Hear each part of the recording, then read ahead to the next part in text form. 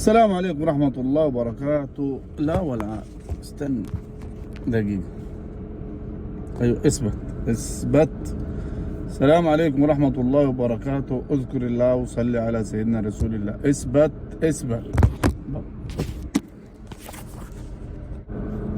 بس ايوه اثبت على كده. اثبت عشان نكملوا الفيديو. قلنا تاني السلام عليكم ورحمة الله وبركاته. اذكر الله وصلي على سيدنا رسول الله. اللهم صل وسلم وبارك على سيدنا محمد وعلى اله وصحبه اجمعين. طبعا انا كنت قايل لك فيديو من كم يوم كده، لو انت هتروح عمرة قريب فتابعني عشان هقول لك شوية حاجات كده هيفيدوك جدا باذن الله، وخصوصا في ملحوظة جدا قلتها لكم للنساء او للنسوان او للحريم او للبنات.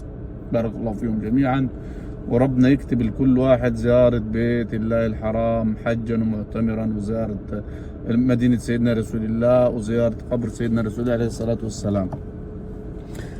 هنبدأ من مطار المدينة، خلينا من المدينة الأول وبعدين نوصل لمكة بإذن الله. بالنسبة للفنادق أو معلش الفيديو يمكن يبقى طويل شوي بس هديك الخلاصة بتاعته يعني. بالنسبة للفنادق، بالنسبة للعربيات، الأكل، الشرب، المواصلات، كل حاجة.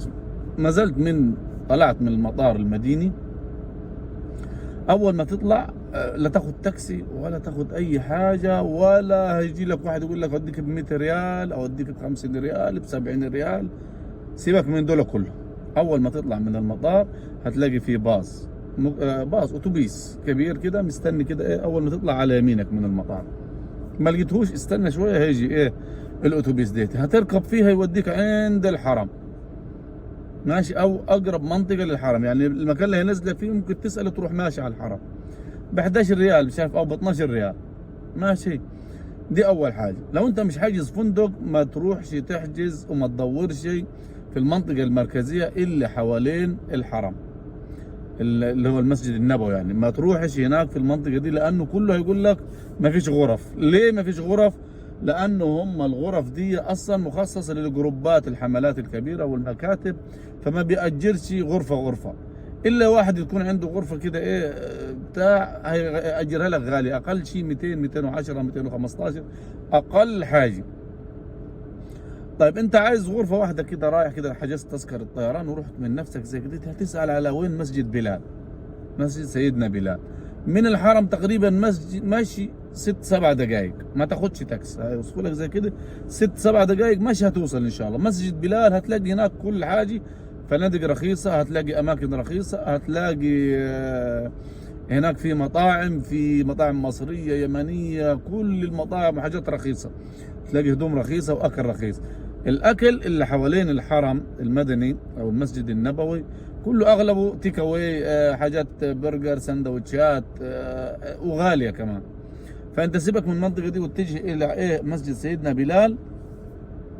هتلاقي كل اللي في خاطرك وحاجات في متناول الجميع. لو عاوز تسكن قريب من الحرم كلمني انا اكلمك اديك رقم رجل كده، الراجل خدمني واداني غرفه جنب الحرم بسعر يعني معقول، اقل من 200 شويه، ولكن الراجل خدمني، كنت مضطر انا ويومين فخدمني.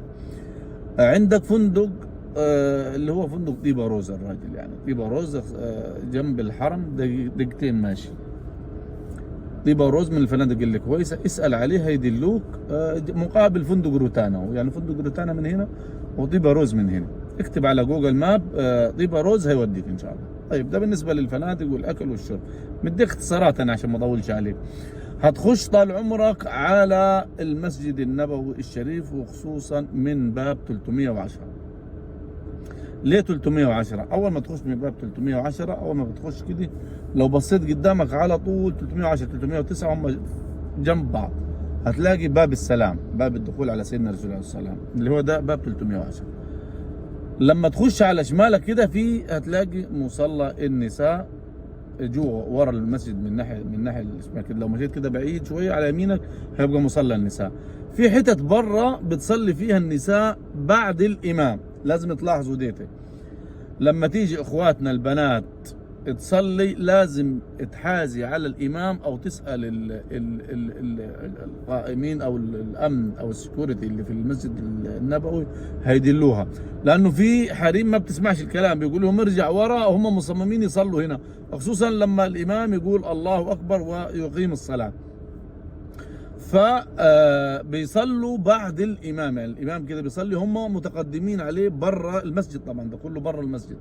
فرجاء، لانه كل الصلوات اللي يتقدم فيها المأموم على الامام فهي باطله، فحرام بدل ما تضيع عليك صلاه يا اختي. وفي برضه بعض الاشخاص يلاقي الاقامه قامت الله اكبر وهو اصلا بعد الامام، فانتبهوا للقصه دي خصوصا من باب 9 و10.